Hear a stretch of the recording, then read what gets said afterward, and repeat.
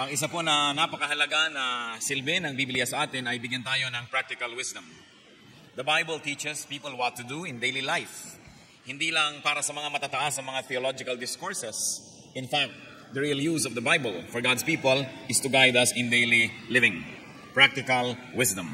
Psalm 119 verse 105, Your word is a lamp to my feet and a light for my path. Ang liwanag, ang ibinibigay ng gagaling sa salita ng Diyos. At ang salita ng Diyos ay yan ang ating inaasahan na gagawin, pagliliwanagin ang ating daan. At dahil dyan, tayo makaiiwas na gumawa ng maraming mga kamalian na hindi lang pinagsisisihan natin, kundi nakakaapekto rin sa iba. Ang pag-aaral natin ngayon, very practical wisdom from the book of Proverbs. 7 foolish mistakes.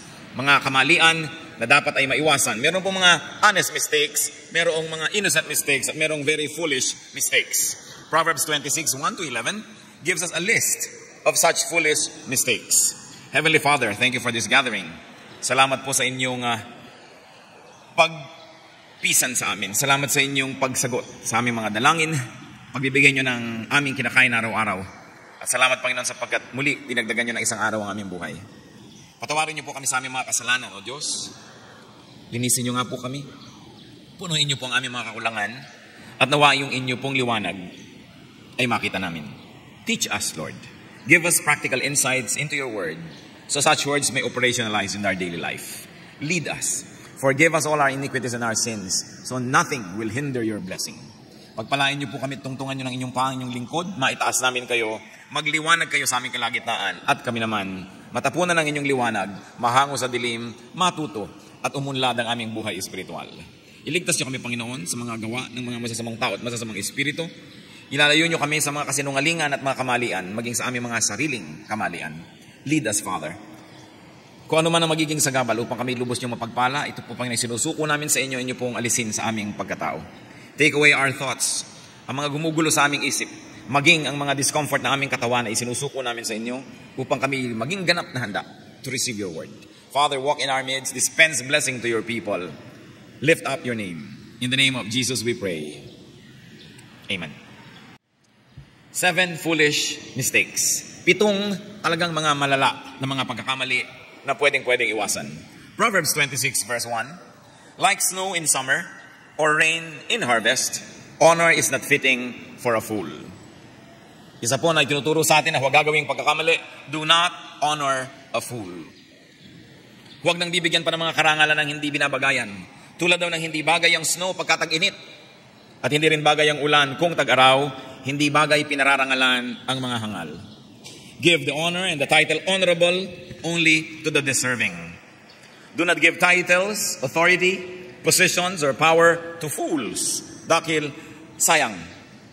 Sayang na sayang po ang pagpaparangal, ang pagbibigay ng kapangyarihan sa mga taong di naman karapat-dapat at hindi naman marunong. Proverbs 26 verse 8, Like tying a stone in a sling is the giving of honor to a fool. Kung kayo po ay nakakagamit at alam niyo yung kung paano umaandar ang slingshot o tirador, nilalagyan niya ng bato, pero nakapatong lang halos yung bato doon para pag pinawalan mo yung tension, tatalsik yung bato at tatama sa kanyang pinupuntirya. Pero yung daw pagbibigay ng dangal sa mga hangal ay parang yung bato na inilagay mo sa tirador ay nakatali doon, nakakabit, nakadikit. So pag pinawalan mo yung tension, hindi rin tatalsik yung bato. Parang may baril ka pa daw, nakabara naman yung bala at hindi lalabas. The stone will not serve its purpose. The stone will not hit its mark, and therefore will only be useless. What is the practical lesson, brothers and sisters? Do not waste precious time, precious treasure and resources. Do not waste precious trust on fools. Maging ang mga paaralan ay meron po mga entrance test. Self-respecting schools have entrance tests. Dahil ayaw nilang bigyan ng space sa kanilang kwarto, ayaw nilang bigyan ng upuan sa loob ng classroom, ayaw nilang bigyan ng oras ng mga guro nila, yung mga hindi naman handang matuto. Kailangan meron ka mga basic skills in order to cope with schoolwork. Kaya meron mga screening sa mga employment houses. What do? Merong mga tests para hindi kanila pagsayangan ng oras na i-train, bigyan ng tiwala at para masayang lamang ang lahat ng mga yan. Wise persons also choose who to love. Lagi nating pinapaalalahanan ng mga young people, habang hindi pa kayo hibang at hindi pa nahuhulog ang loob nyo, mag-aral muna kayo kung karapat dapat bang ibigin yung nagsisimula nyong mamiss. Kasi habang nagsisimula pa lang, pwede pang sugpuin yan eh. Pero pagka sinunod yan na sinunod yung damdamit, nahulog si loob. Kahit na ano na lang, itutuloy nyo na dahil nahulog na si loob. Pero bago nahuhulog ang loob, pag-aralan nyo mabuti. Dapat ba? Sapagkat kung ikaw ay napasama sa buhay ng isang taong sisirain lang niya yung buhay niya, wala siyang plano at wala siyang kakayahan na ayusin ang kanyang buhay, madadamay at madadamay ka dyan. Wise citizens choose who to vote. Hindi ka boto ng boto. Kaya tuloy ang nangyayari, nagkakawaldas-waldas ang pamahalaan. Kasi kung sino-sino pinagbababoto natin, kasalanan din nating lahat yan. Huh? Do not vote for fools. Sayang ang power na ipapahiram sa kanila ng mamamayan at sayang ang pera ng bayan kung lulustayin at hahawakan ng mga taong hindi marunong magpasya at hindi tama ang mga desisyon. However, there should be balance. Do not vote for the wickedly wise also. Meron naman dyan mga wise, sobrang wise. No? Naiisahan na ang buong bansa. Proverbs 26 verse 12, do you see a man wise in his own eyes? There's more hope for a fool than for him. So kung tinuturuan tayo ng Panginoon, ang Biblia na lumayo sa mga hangal, layuan din naman daw yung sobrang wais. No? Dahil mas mabuti pa daw yung mangmang kesa doon sa sobrang talino. Dahil baka gamitin naman niya yung katalinuhan na yan, lalo't sa kanyang sarili lang ang katalinuhan niya. A person who is wise in his own eyes, gagamitin lang niya yan para ka pagtaksilan. Ang kailangan ng tao, ng anak ng Diyos, balance. Solomon says in Ecclesiastes 7:18, the man who fears God will avoid all extremes. So hindi ka magtataya ng buhay mo doon sa sobrang walang alam at pag-ingatan din yung sobrang marunong dahil baka gamitin lang yon sa pansariling kapakanan. Proverbs 26:2, like a fluttering sparrow or a darting swallow, an undeserved curse does not come to rest. Para daw mga pipit, para mga maya na hindi mapakalit, hindi nananahimik saan man dumapo, ganun lang daw yung mga sumpa, yung mga salita, yung mga criticism na pinawawalan para sa atin pero hindi naman bagay sa atin. So do not dignify an undeserved curse. Pag may mga tao na maraming sinasabi sa inyong mga mali at hindi naman totoo, huwag niyo masyadong isipin. Huwag masyadong pag-usapan. Sapagkat para lang daw yan ibon na dumadapo, hindi rin magtatagal aalis if you don't deserve it. May sariling life and shelf life ang mga criticisms, ang mga curses, so that if you don't really deserve it because it's not true, then don't even bother to pay attention to it. Sabi nga ng iba, talbog sa akin, dikit sa'yo. Ganun daw dapat ang ating attitude sa mga masasamang salitang sinasabi ng iba tungkol sa atin na hindi naman totoo.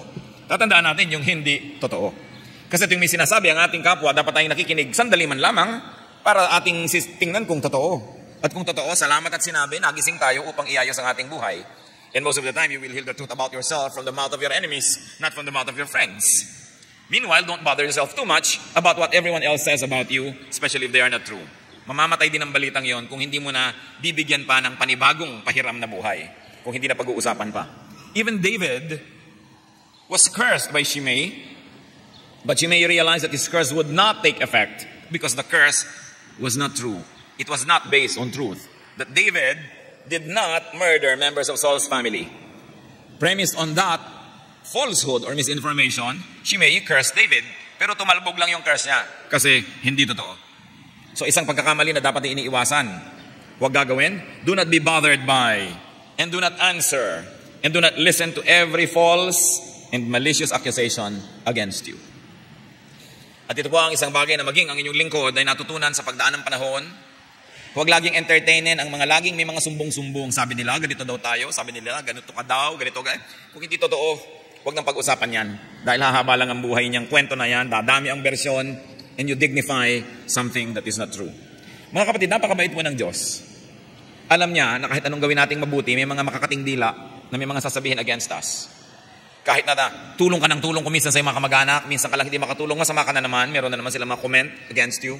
Huwag niyong indahin. Huwag niyong dibdibin kung alam na alam ng inyong puso na hindi kayo ganun kasama, o hindi naman kayo masama, huwag niyong pansinin. Sabi ng Bible, parang ibon yan, dumadapo lang, aalis din agad-agad. Proverbs 26, verse 3. A whip for a horse, a halter for the donkey, and a rod for the back of fools. Ano yan sinasabi dyan? Iba't ibang uri ng kasangkapan upang kontrole ng isang hayop. Isang latigo para sa kabayo, upang siya mapabilis o kaya ay makinig sa iyong sinasabi. At isa na namang gamit para sa mga buriko o mga donkey, upang sila ay mapaandar, mapatayo, mapagtrabaho. At isa namang pamalo daw para sa mga likuran ng mga hangal.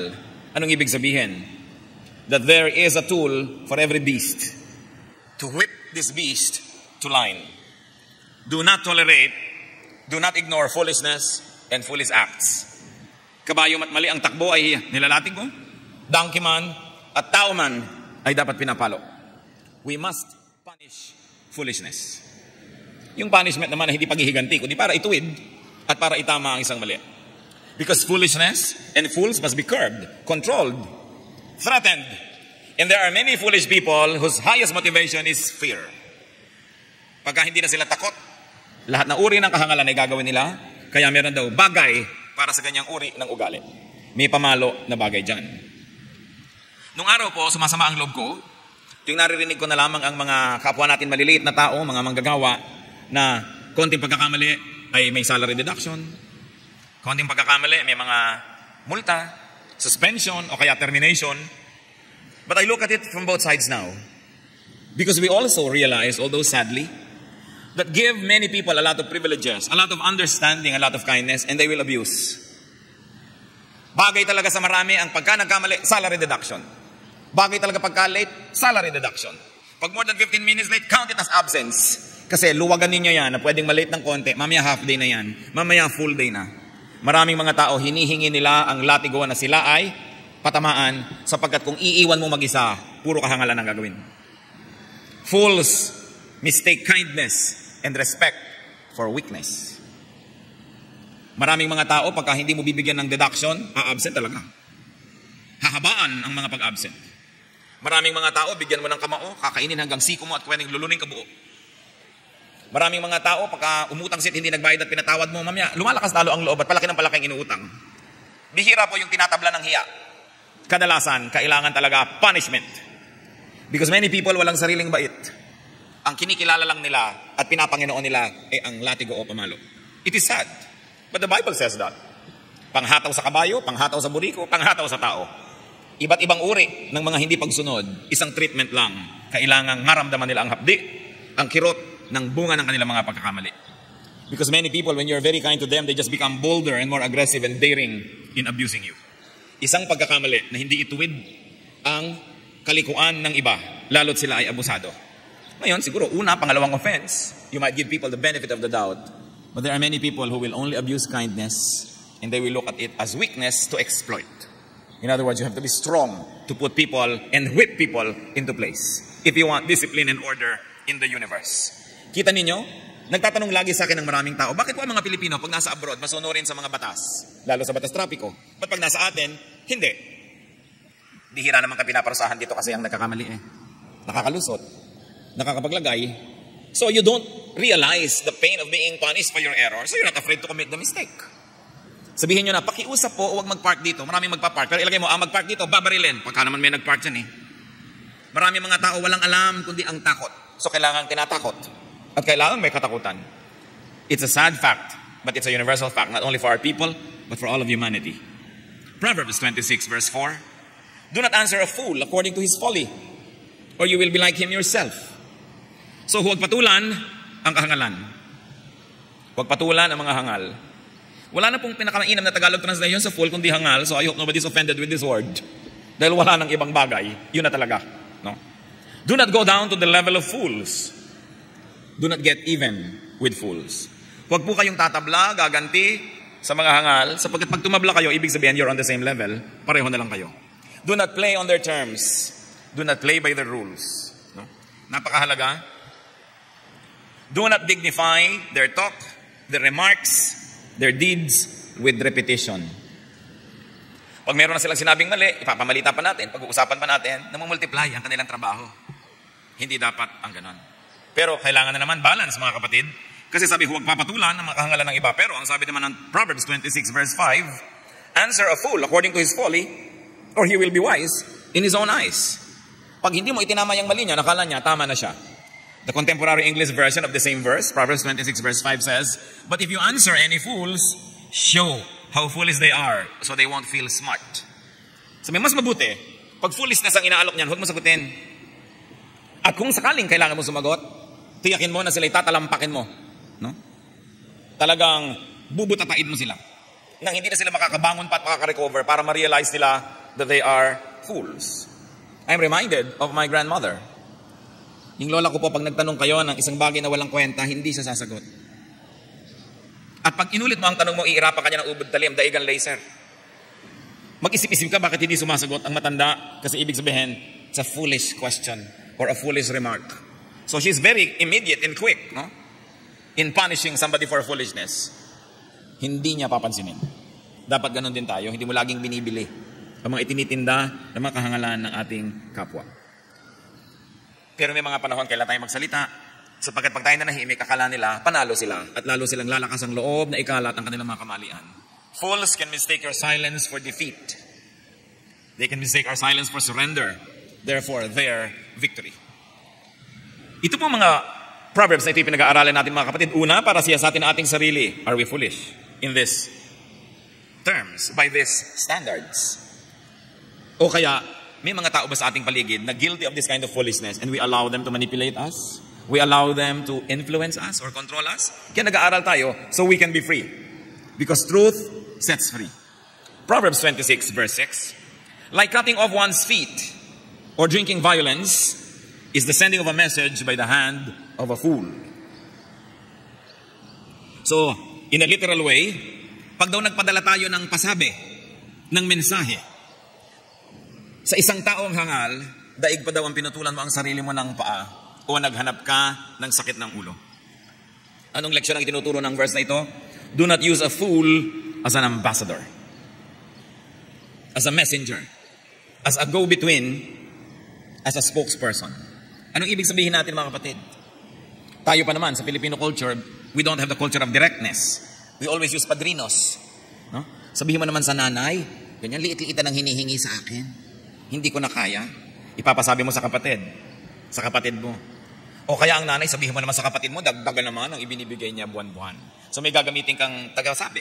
No? O kaya nag-away kayong magnobyo. May tagasabi pang, sabihin mo sa kanya, nagtatampo ako kasi ganyan. No?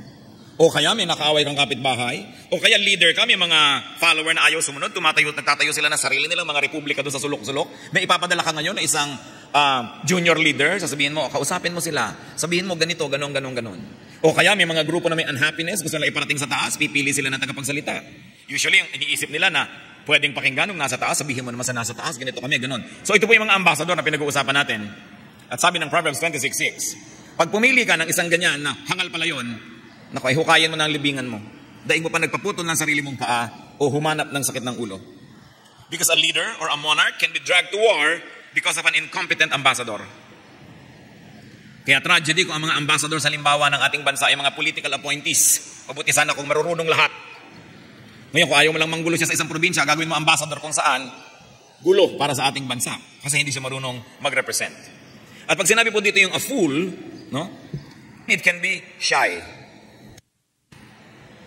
I was talking to a very senior diplomat of our country. Many ambassadors nagre-report sa kanya. Sabi niya, ang observation niya, ang dami-dami nating ambassadors, mga dungo. Pagka nasa mga international gathering na, hindi kumikibo, parang pinitpit na luya, tahimik na tahimik, lalong-lalot puti ang mga nakapaligid. May inferiority complex. Ambassador. No? So sa palagay niyo ba, maipapanalo nun ang mga usapin tungkol sa ating bansa kung siya ay dungo? No? Kaya kung minsan may mga familia, yung padre de familia, torpe. Sa palagay niyo, he will bring home the bacon? No, he will bring home the balutan ng bacon. Kasi mahihayin. Pag nagkagawa ng pagkain, siya ang walang uwi. Kasi torpe.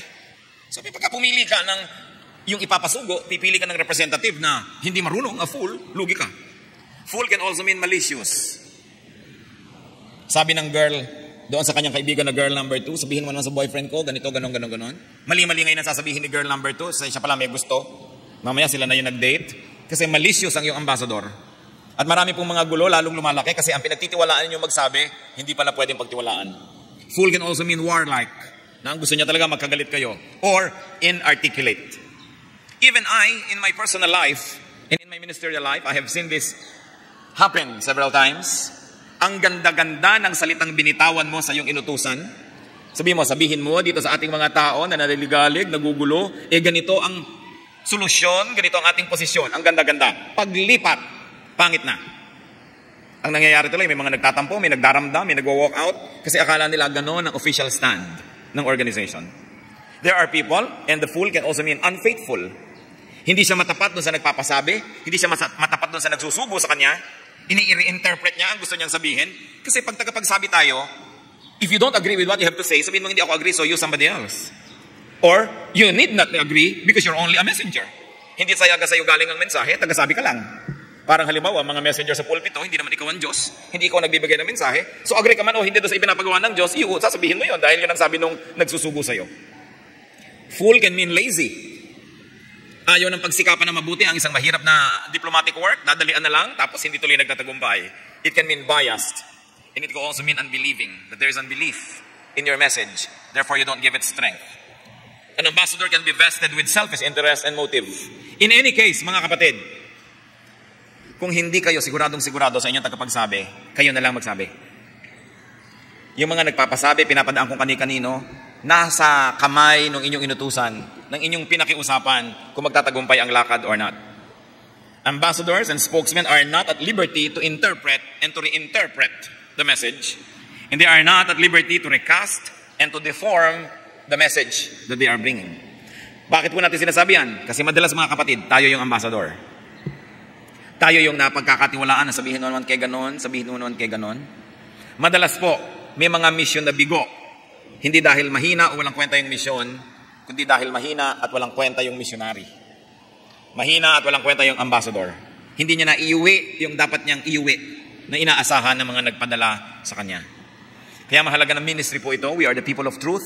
Therefore, it is important that when we are given the task to speak for someone to another party, that we do it as a wise ambassador would and not as a foolish person. Napakarami na pong nagkasira-sirang mga samahan, organisasyon dahil sa mga misrepresentation of foolish ambassadors. Sabi ng Proverbs 26:7, like a lame man's legs that hang limp is a proverb in the mouth of a fool. Ano ang binibigay dito sa atin na halimbawa? Para daw isang mga paang lumpo, mga paang hindi na igagalaw, ganyan daw ang halaga ng magandang salita na dumadaan sa bibig ng isang hangal. Baliwala. It will never accomplish anything. Sayang lamang. Kaya kahit gaano kaganda ang iyong salita, sabihin mo naman kamo sa kanila kung maaari ba, kung kakayanin naman nila na makatulong-tulong, ay tulungan tayo. Biglang dumating si ambassador, sabi, hoy, tumulong-tulong naman daw kayo, mga wala daw kayo silbi. Di ba? Magagalit na ngayon yung kinausap, magkakagulo na ang mga tao. Sabi, huwag kayo magtitiwala ng kahit magagandang mga salita kung ang pagtitiwalaan nyo is a fool. Even Proverbs and wisdom, they are both wasted in the hands of fools. Because fools reinterpret and deform very good words. Isang lesson po mga kapatid. Kung kayo ay merong di pagkakaunawaan ng sinuman at may namamagitan sa inyo at hindi maganda sa inyong pandinig ang dumadating na salita galing dito sa namamagitan, huwag niyong laging isipin na ang may pakananon ay yung taong nagpapasabi. Huwag niyong laging isipin na, aba, inaaway talaga ako nitong tao na to, talagang ginagalit niya ako. Baka mamaya yung dumadating sa inyong napag-utusan, unskilled o kaya malicious. Therefore, foolish. Maraming nagkakagalit dahil sa sabi-sabi. At sabi naman ni Balagtas sa Florante at Laura, sapagkat bihirang balita'y magtapat at magkatotoo may marami ang dagdag. So lagi niya sabihin, ito kaya talagang exact message? Ito ba yung tone noong nagpapasabi o nire-interpret itong nagsasalita siya ang nagpataas o nagpababa ng tone? Meanwhile, true ambassadors and true diplomats, kahit nakakagalit na yung sinabi nung nagpasabi, pag dumaan naman sa bibig niya, humuhupa ang loob ng nakikinig, gumaganda ang korte ng salita, at yan ang mga anak ng Diyos. Because the children of God are to be called peacemakers. Ang isa na natutunan po ng inyong lingkod na pag-ingatan, because I always count myself as the leader of everybody, not only a leader of those who are always working closely with me, not only a leader especially of my relatives, not a leader only of those who are nice to me, because I'm a leader of everybody. What I have learned over the years is never to listen sa mga kwentong nakakagalit na dala ng mga nakakarating sa akin tenga. You know, when there are so many people, some people will have more access than others. At pag may bubulong-bulong, lalo tang ibinubulong niya nakakagalit tungkol sa iba't ibang mga tao, I always treat it with a grain of salt. Kahit ko siya kamag-anak, kahit ko siya kaibigan, kahit sino siya, isipin ko, ginagamit kaya niya ang access niya sa akin para ako ang makipaglaban at makipagdigma sa kanyang mga kagalit? Ginagalit niya kaya ako para magalit ako sa kagalit niya, para maging kakampi niya ako? At kung ano man ang merong kumunti ako influence, ay magamit niya para sa kanyang mga pansariling kagustuhan? Kaya ingat na ingat ako sa mga bubulong-bulong. Dahil maaaring mali. Kadalasan, mali ang ibinubulong niyan. Lalong-lalo yung ang effect sa inyo, nagalit kayo. Napapansin niyo ba yan na may mga tao na pagka kinausap nila kayo, mamaya galit na kayo doon sa kagalit nila? Pag-ingatan niyo yan. Because even human justice requires that you hear both sides before you make your verdict. Maging sa mga hukuman ng tao, pinapakinggan yung nasasakdal at yung isinasakdal. Pinapakinggan ang argumento noong nagsasakdal at noong isinasakdal bago gumawa ng hatol. Kaya huwag tayong gagawa ng hatol laban kanino man dahil lang sa kwento o salita ng isang nakarating, samantalang yung isang partido, hindi natin nadinig. And especially if you are a leader. Sapagkat ang impluensya at kapangyarihan ng isang pinuno ay pahiram lang ng Diyos. At dahil pahiram ng Diyos, Diyos ang mag-accounting, ang mag-audit ng ganyang mga pahiram na kapangyarihan, kaya marapat na malinis ang paraan ng paggamit niyan. Proverbs 26 verse 9, like a thorn bush in a drunkard's hand is a proverb in the mouth of a fool. Para doon isang tangkay na punong-puno ng tinik na hawak ng isang laseng, ganyan daw yung proverb, yung magandang salita sa bibig ng isang hangal. In other words, mapapapangit niya. Matinik na sanga sa kamay ng lasing is harmful to himself and to others. So we must always scrutinize the message and we must scrutinize the messenger bago tayo magpapa-influensya sa anumang nadidinig natin. Bakit napaka-diin naman yata ng pagbibigay natin ng emphasis dito? Sapagkat ito ang pinakamadalas mangyari. Pati mga mag-asawa nagkakahiwalay dahil sa sabi-sabi ng mga kamag-anak na mahilig makialam. Pati mga magkakaibigan nagkakalayo. Ang mga magkakasosyo sa negosyo, nagkakahiwa-hiwalay dahil sa kwento ng kanilang clerk nila na ipinapasok nila, na nagkakainisan pala, nagkakagalit, kaya ikaw ngayon i-influensyahin, bubulungan ka ng bubulungan. Basta bubulong-bulong, eto na si Ingkong, bubulong-bulong, pag-ingatan nyo na, lalo't malapit sa inyong puso. Dahil kuminsan, nabubulag tayo pag malapit sa ating kalooban ang nagsasalita. The people of God must be objective. And always, pagka po merong isinasakdal, ang ating puso nagtitira man lang ng kalahati para doon sa taong absent, yung hindi nare-represent. That is what is fair to do.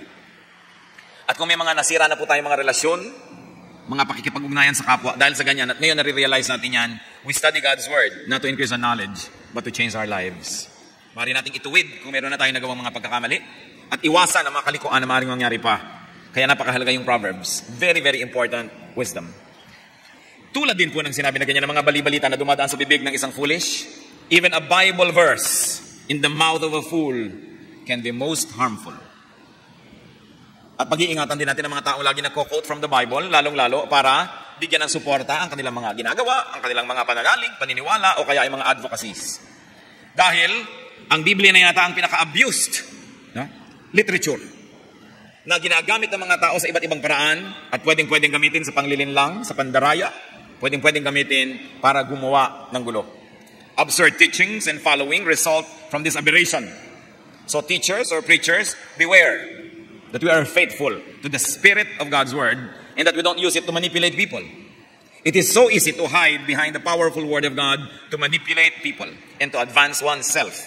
That's why people who teach should be judged, and according to the Bible, will be judged with at least twice as much strictness as those who are not teaching. And students and listeners should also beware. You will always say, saan pupunta ang usapang ito? Saan uuwi ang interpretasyon na ito? Ano ang mangyayaring practical application ng tinutumbok ng ideya na ito na nanggagaling sa verse mula sa Bible? Ako ba ay magpapaalipin? Ako ba ay maaabuso? Ako ba ay makakawawa? Ako ba ay mapagsasamantalahan? Sapagkat kung yun ang pupuntahan, doubt the scholarship of whatever you're hearing. Because Jesus says, I came that you might have life and have it abundantly. Have it to the full. And Jesus says, the truth sets free. So kung ikinagapos ka lang lagi, lalo kang nahirapan, lalo kang na-oppress, doubt the scholarship of interpretation. Dahil sa bibig ng mga hindi mapagkakatiwalaan, pag dumaan, maging ang salita ng Diyos, maaring makasira sa mga taong mangmang at sa mga taong hindi sumusuri ng kanilang pinakikinggan. A fool can also mean ignorant or selfishly motivated. Proverbs 26:10, like an archer who wounds at random is he who hires a fool or any passerby. Yun daw namamana, siyempre ang namamana may tinutudla, may pinupuntirya, may target. At sinusukat ang galing mo kung tama nga, tumatama nga ba, kaya bullseye ba o hindi. Maging ang mga training ng mga pulis, bumabaril-baril sila, biglang may ginang, may bata, mayroong magdanakaw, dapat ang binabaril lang nila yung kalaban, sapagkat hindi sila dapat tumama sa hindi dapat tamaan.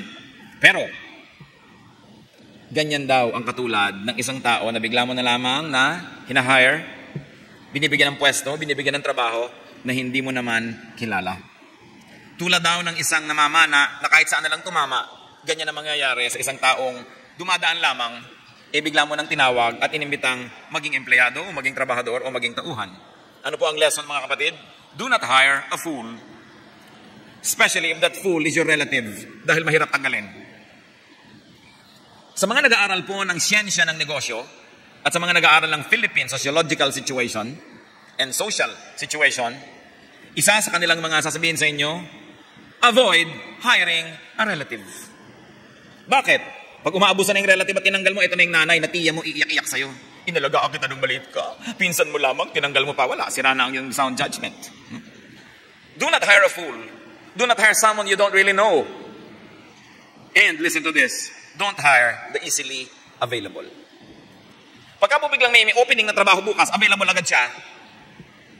Huwag kayong matuwa available. Ang isipin nyo, kung ang taong ito ay productive, bakit siya available? Ba't wala siyang ibang trabaho? Kung siya ay lagi na lamang na available, kahit mo saan yayain, isama, baka ang taong ito walang sariling orbit, walang sariling ginagawa, walang sariling timetable, walang schedule, walang goal, kaya ang dali-daling yayain. Hindi daw ito ang mga dapat nating isinasama sa ating mga proyekto, sa mga mahalagang gawain, at lalong-lalo kung kayo po ay may pagawaan, these are not the types of people you hire. Unless, of course, there's a valid reason why they are available at that time, dahil meron din naman magagaling na who happen to be available at that moment.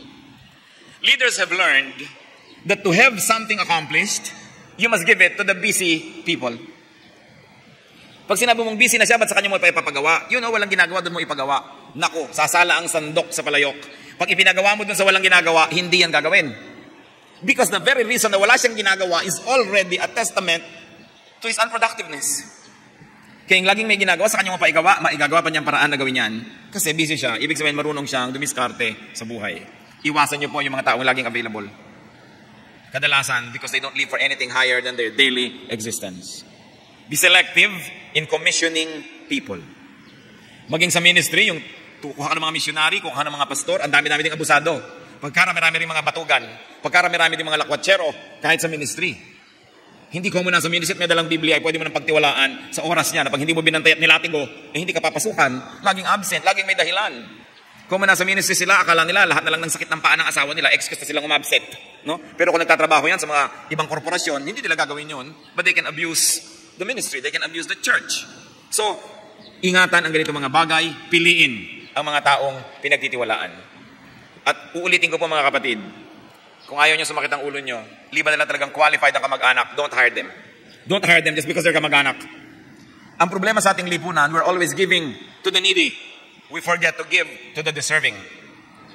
If you don't have enough to give to everybody, don't give to the needy. Give to the deserving because that is just. Meanwhile, you may want to give a little to charity or you want to give big things to people, but don't expect what you give them to be profitable or to yield a fruit. Talagang binigay nyo na lang. But if you expect performance, if you expect productivity, give your fertilizer to the fruit-bearing tree. Sayang ang pataba sa mga punong hindi namumunga. At maging sa isang parable ng Panginoong Jesus, may isang punong ayaw mamunga, sabi niya sa gardener, bunutin mo na yan, sayang ang taba ng lupa na kinakain ng puno na yan na hindi naman natin mapitasan ni isang bunga. Even God expects people to be fruitful. And another mistake that we must avoid, Proverbs 26:11, as a dog returns to its own vomit, so a fool repeats his folly.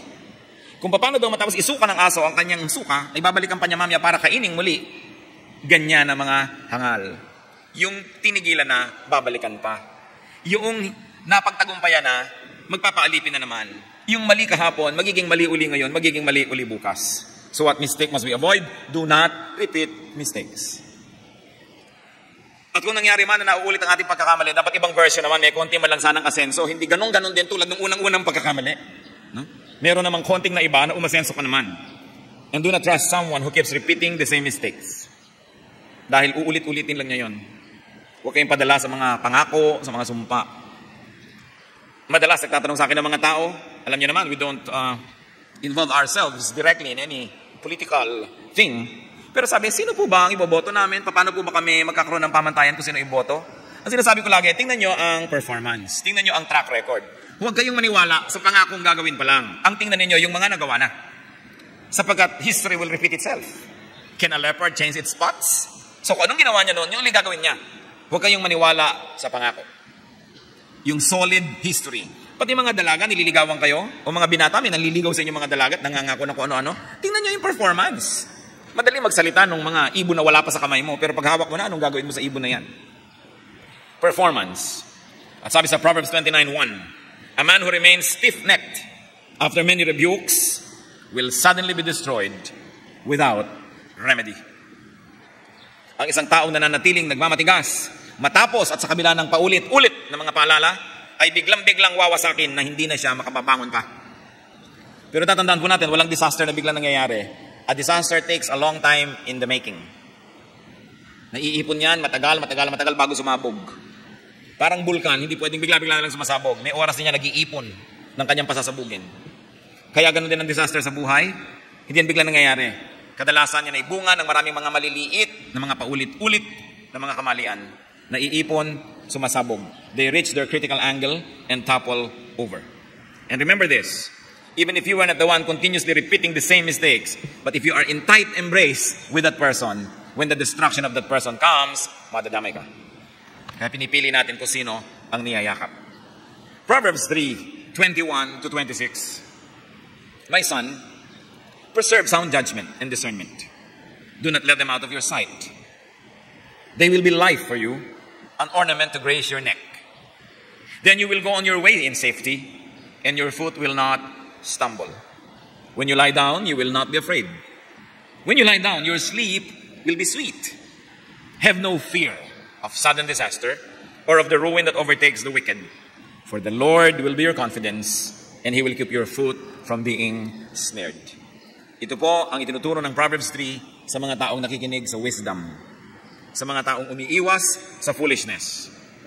Kaya sabi, ingatan niyo ang inyong kaalaman at gamitin niyo sa tamang panahon. Daig pa niya ng bulaklak, daig pa niya ng medalyang nakasabit sa inyong leeg, sapagkat yan ang magliligtas sa inyo sa maraming mga panganib. At kung sa maliliit na bagay, sa maliliit na oras, sa maliliit na pagkakataon, patuloy na ang ginagawa ninyo ay tama. Patuloy kayong umiiwas sa mga hangalan at mga kamalian, hindi nyo kailangang mangamba na bigla-bigla na lamang masisira ang inyong buhay. Sapagkat ang Panginoon ang magiging tagapag-ingat nyo kung kayo nabubuhay sa karunungan niya. So know and recognize foolishness from wisdom. Know and recognize fools from wise people. And do not permit foolish people to influence you. Kailangan mahalaga yan. At ang ating sinisikap alamin, ang napag-usapan ba natin na forms of foolishness, nasa atin o nasa kapwa natin? Avoid the mistakes. Avoid the deeds and influence of fools. Avoid foolish mistakes and be happy. Be fruitful. Be peaceful. Maraming mga kaguluhan ng ating buhay are self-made. If you will look at many troubles of your life, look at the maker. Look kung sino ang tatak na gumawa noon, the manufacturer. Kadalasan, tayo din. Maaring iwasan ng maraming mga pighati. Maaring iwasan ng maraming pait ng buhay kung mabubuhay tayo na may karunungan. Diyos naming Ama, turuan nyo nga po kami to find very practical application sa mga salitang ito. Kahit man lang isa, sa maraming binanggit, matandaan lang namin, maunawa, maipamuhay. Salamat na po. Subalit ayaw namin sa isa lang, gusto namin makuha ang buong-buong mensahe mo sa amin, Panginoon. Turuan niyo po kaming suriin na aming sarili. If we are foolish in some ways, although we may be wise in other ways. Salamat sa mga bahagi ng buhay namin na kami ginawa mong wise na, Panginoon. Ipatawad niyo po at palakasin kami sa mga areas of our lives where we are not that wise. And teach us to be discerning, to be selective in allowing people to influence us. Nawa, Panginoon, beyond emotion, beyond personal loyalty, may we have a very, very objective assessment of how people around us influence us. Lord, kayo po ang dapat na pangunahin naming pinapayagan na mag-influence sa amin. You have given us free will. We must never let other people twist and exploit that free will so that we become pawns in their cruel chess games. But we ask you, O God, to be the power behind us, to be the influence behind our lives.